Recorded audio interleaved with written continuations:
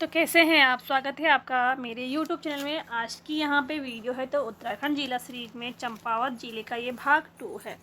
इससे पहली वाले जो पहला भाग था तो उसमें हमने यहाँ पे देखा था चंपावत जिले के पर्यटक स्थल और यहाँ के प्रमुख मंदिर, चंपावत जिले का इतिहास के बारे में। और आज की वीडियो में हम यहाँ पे देखेंगे यहाँ के प्रमुख मेले, नदी, यहाँ पे कौन सी परियोजनाएं हैं, इसके अलावा यहाँ के झील, ताल और यहाँ के प्रमुख व्यक्तियों के बारे में। तो आज की वीडियो में यहाँ पे चंपावत जिला भी कंप्लीट हो जाएगा।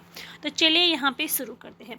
अगर आपको यहाँ पे वीडियो पसंद आती है तो वीडियो को लाइक करें, शेयर करें और चैनल को सब्सक्राइब ज़रूर करिए।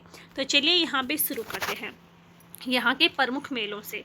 तो यहाँ का जो प्रमुख पहला जो मेला है वो है पूर्णगिरि मेला। ये चंपावत के टनकपुर के पास पूर्णगिरि मंदिर में ये लगता है और चैत्र की नवरात्रि को ये आयोजित किया जाता है पूर्णगिरि मेला। अगला मेला है यहाँ पे बग्वाल मेला।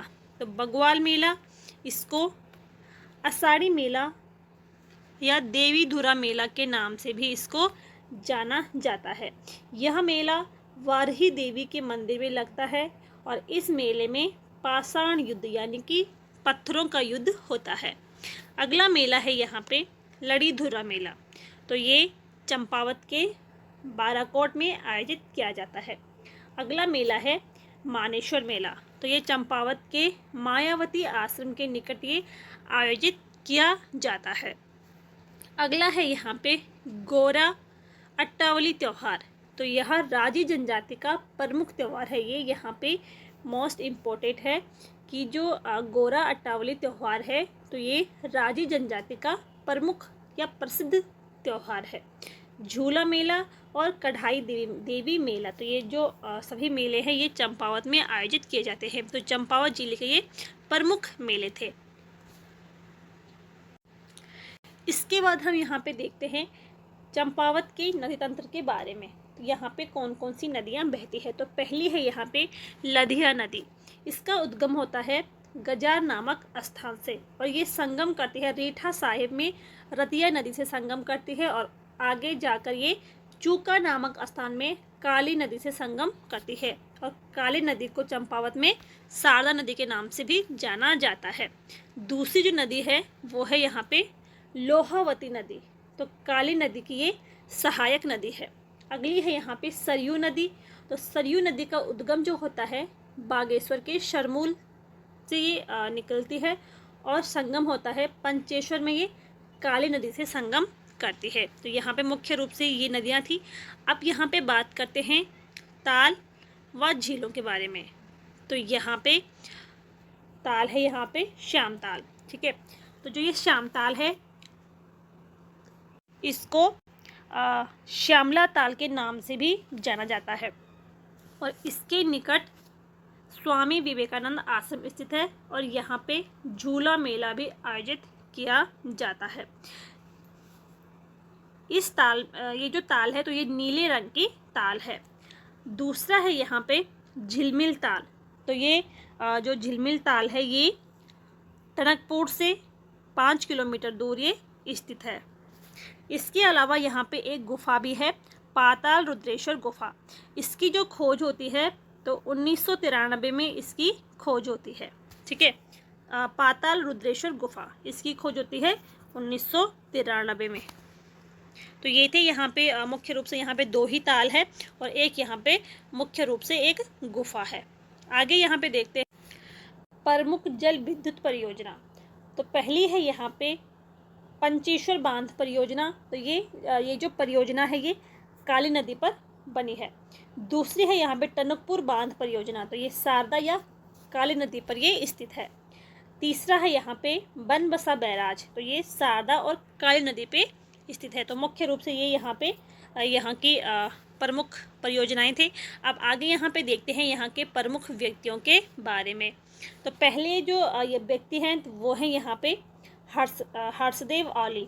इनका जन्म होता है 4 मार्च 1890 को इनका जन्म होता है और ये चंपावत के गोसानी गांव से ये संबंध रखते हैं। इनका निधन होता है 5 जनवरी 1940 को इनका निधन होता है।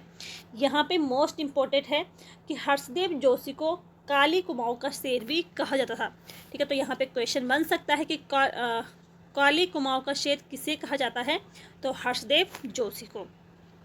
इसके अलावा ब्रिटिश जो थे तो वो इन्हें मुसलिनी के नाम से इनको जानते थे।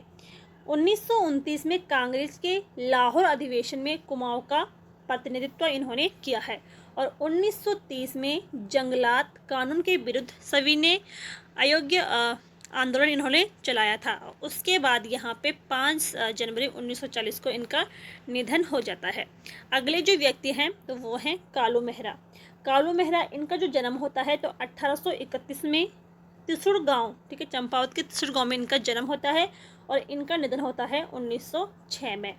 कालू मेहरा को उत्तराखंड का प्रथम स्वतंत्रता संग्राम सेनानी भी कहा जाता है। ठीक है, तो जो कालू मेहरा थे इनको उत्तराखंड का प्रथम स्वतंत्रता संग्राम सेनानी भी कहा जाता है। तो ये थे यहाँ पे चंपावत जिले के कुछ प्रमुख व्यक्ति। आगे यहाँ पे देखते हैं यहाँ का प्रशासनिक ढांचा। विधानसभा सीट की अगर बात करें तो 2 यहाँ पे विधानसभा सीट हैं, चंपावत और लोहाघाट।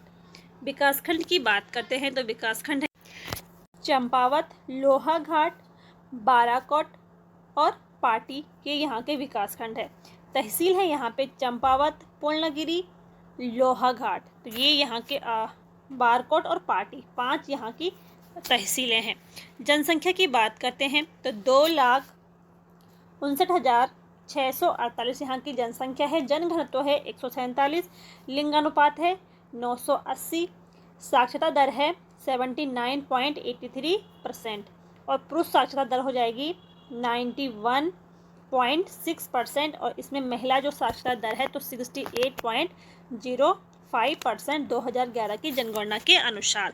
तो ये था यहाँ पे जो कुछ प्रमुख स्थल थे चंपावत जनपद के। उम्मीद है कि आपको यहाँ पे वीडियो पसंद आई होगी। पसंद आई हो तो लाइक करें, शेयर करें और चैनल को सब्सक्राइब ज़रूर करिए। मिलते हैं नेक्स्ट वीडियो में, तब तक के लिए थैंक यू।